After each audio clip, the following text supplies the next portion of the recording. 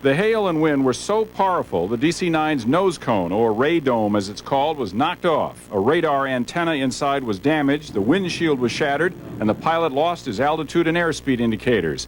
Still, the DC-9 remained flyable, and with the help of controllers, pilot Benton West brought her down safely. They were yelling, but they were pretty calm. But as soon as they found out how much danger they really were in, they started crying in the airport. That's where you really saw the emotional stuff happening. That's when passengers got a look at the damage, the nose, the windshield, the hail-dented wings. They stood in line to hug their captain. And when asked what was driving him during the ordeal, Benton West let his emotion show. I love my wife. Now we're going to see her again. Wasn't going to be an end like this. I've been shot down twice in Vietnam, so it wasn't going to end like this. Benton West flew jet fighters in Vietnam, where he won the Purple Heart. And the wife, for whom he has so much love, said this afternoon the feeling is mutual. I think that he's such a good pilot, and he really enjoys what he's doing, and I just have conditioned myself that I just try not to worry about it. The severe turbulence that 426 hit lasted no more than 15 to 30 seconds, according to the pilot. But after dropping 1,000 feet and under hail bombardment, many passengers feared the worst. I mean, we were going down, and he managed to control the plane and, lead us into safety. That praise for the captain is echoed by the Alamanchili family of Baton Rouge, who came to Chicago for a wedding today and regard Benton West as a hero. I said, thanks for saving our lives. What did he say? He said, thank you. The thanks having been said, investigators now have to figure out how and why Flight 426 wound up in such vicious weather. Sometimes it moves so fast it can't be avoided, but these storms were forecast. Captain West has told investigators that he was in clear air and was navigating around the worst of the storms when the hail and turbulence hit. Paul, how many people that were on the first leg of that flight got on that second plane? I don't know the total number that came on to Chicago, but a lot of people went back to Atlanta in buses.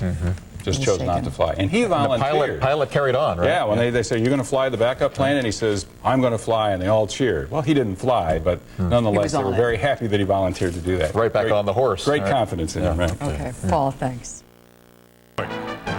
This is World News Tonight with Peter Jennings. Good evening. Pilot couldn't see where he was going. A lot of passengers thought it was their last flight. But what a pilot. ABC's Jim Williams picks up the story over Tennessee. As AirTran Flight 426 approached the airport in Chattanooga, there were fears the damaged plane might overshoot the runway. But it landed safely, ending a terrifying ride. We could feel ourselves like falling, literally falling, and the plane shaking real bad. People were hitting their heads on the baggage part where you put your bags. At about the time the plane was leaving Atlanta, storms began battering the southeast. The plane, headed for Chicago, flew right into that violent weather.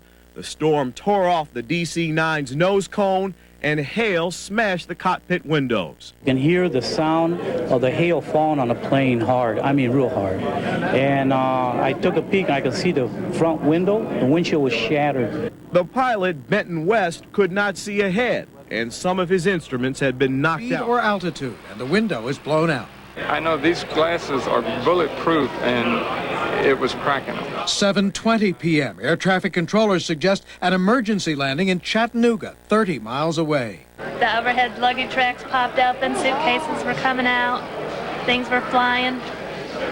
Very scary. A flight attendant injured. She was on the floor, bleeding all over from the head. Essentially, we couldn't see out the front window. We lost our airspeed, and we could fly the plane. The plane was flying all right, but we had no indication of what speed, what altitude we were at. Controllers have to tell the pilot his position, guide him in. 7:35 p.m., 17 minutes after the terror began, the plane lands safely. There'll be another plane up here, and we'll be continuing on to Chicago. You flying it? I'm flying it. Ready.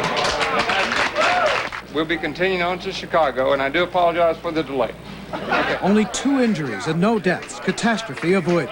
And Benton West praised tonight as the hero. Now Captain West will tell his harrowing story to federal air safety investigators who want to know why the plane flew into the hailstorm in the first place. Until we landed. Bob, CBS News, Washington.